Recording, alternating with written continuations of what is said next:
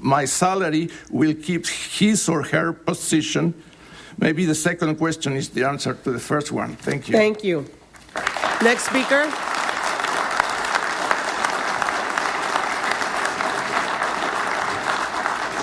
Good afternoon. My name is Dan Crawford, and I've been working for the district for almost 30 years. I've seen a lot of things come and go, and this is the worst thing I've seen since I've been here. Many of the layoff decisions create a substantial and specific danger to public health and safety. For example, these consultants have made the decisions to remove plant managers from our schools next month, which leaves the students and staff with nobody on site during the day trained to handle emergencies and accidents. It will just be a matter of time before someone is hurt. Nobody is trained to secure the campus and handle emergencies like the plant manager. These consultants have also made the decisions to lay off district construction inspectors, facility project managers, assistant project managers next month, even though construction will still continue without them. And they will be replaced by consultants at 2 to 3 times the cost. How can anyone in their right mind make these decisions? Remember, schools are built to a higher standard than any other building. They are shelters for the community in event of emergencies such as earthquakes or fires. These and numerous other decisions should be made by long-term employees of the school district who are not motivated by profit. Instead, they are made by wealthy construction management executives who have not been found when disaster hits. They will not be held accountable for poor construction. They will never have to explain the decisions they make today. They sit in district offices wearing district hats and posing as public servants. Over $1 million a week in profit alone is collected by these firms. Yet they have failed to move over 3,000 projects to completion status. In order to apply for state matching funds, this is over $1 billion we should have received by now that is unattainable because of their deceit. They have failed to deliver what they promised the voters, and they are not being held accountable by the district. Please consider these decisions. Thank you. Next speaker.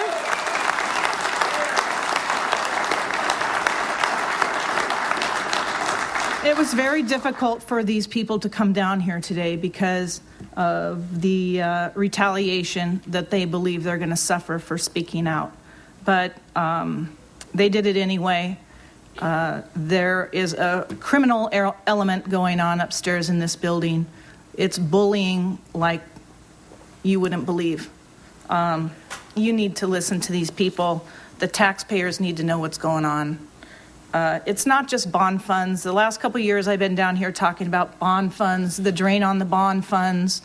But, now I have evidence that what they're doing is these consultants are walking away from their projects so on their completion date without completing the schools, and then they're going through the back door through maintenance and operations and rebidding those contracts to complete that work. In fact, one school that I just heard of from one of my members had 65 additional contracts to complete the work that the consultants didn't do, and they should have been held accountable to. It's a major ripoff. It's coming out of general funds, which is why we can't afford teachers and office clerks. It's in the hundreds of millions of dollars. And today, we're presenting with you with a public complaint under Government Code 53297 for the gross mismanagement of funds, public health and safety, all the things that these people told you earlier. And by the way, these aren't just Teamsters in the audience. A lot of them are wearing Teamster shirts, but these are management people that are very concerned about the school construction program. Once these people are laid off and gone, their jobs are going to be replaced, like they say, at 3 times the cost. And if the public thinks their taxes are high now, just wait another year or two. And they'll have no control over it, because once a private company takes it, there's no public disclosure. So they won't get to know how their money's spent. Please reconsider the RIFs for these people. Our demand today is to stop approving millions of dollars that should be for completion of contracts on item number 5. That's why we're discussing that one. Release the consultants when a district employee can perform the job. which was guaranteed in our furlough agreement and Mr. Sohn has reneged on.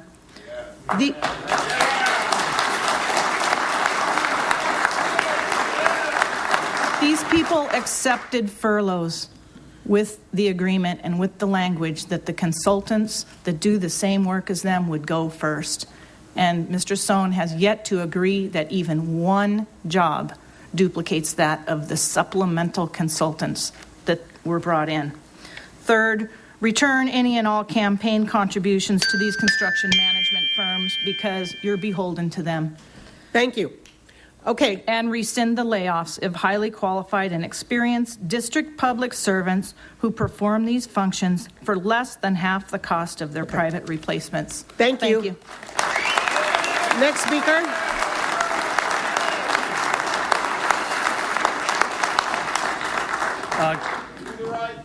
Good afternoon, Superintendent Cortinas and board members and staff.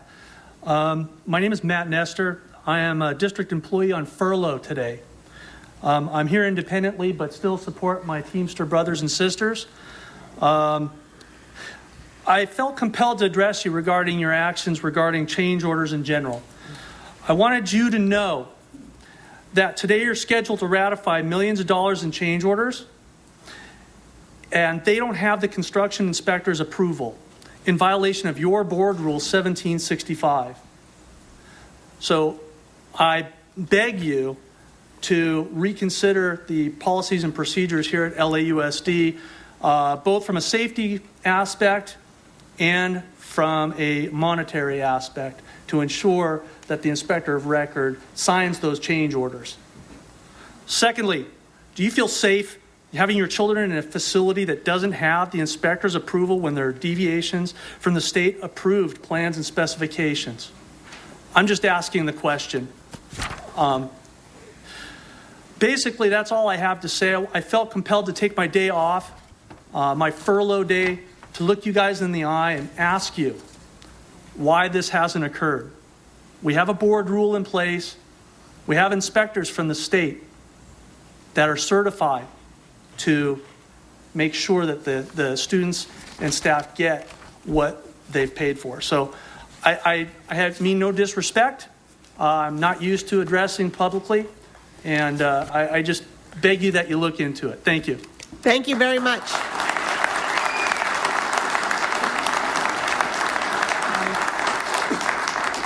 I'm just going to steal the last minute. I'm Susan Gossman. I'm president of CSEA, Chapter 500. But today I come before you as a Teamster. Please listen to them. Thank you. Thank you. Thank you very much. Okay, board members.